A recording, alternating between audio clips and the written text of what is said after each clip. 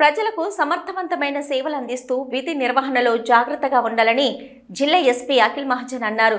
బుధవారం Chandurthi police station తనిఖీ చేసి పోలీస్ స్టేషన్ పరిధిలోని కేసుల నమోదు, శాంతి భద్రతల పరిరక్షణకు సంబంధించిన వివరాలను అడిగి తెలుసుకున్నారు. ఈ సందర్భంగా ఎస్పీ మాట్లాడుతూ ప్రతి ఫిర్యాదుపై తక్షణమే స్పందించి బాధితులకు చట్టపరమైన న్యాయం చేసే విధంగా విధి నిర్వహణ ఉండాలని, ప్రతి ఒక్కరూ బాధ్యతాయుతంగా ఉంటూ ప్రజలకు సమర్థవంతమైన సేవలు అందించాలని, విధి నిర్వహణలో అలసత్వం వహిస్తే శాఖాపరమైన చర్యలు తీసుకోవడం జరుగుతుందని హెచ్చరించారు.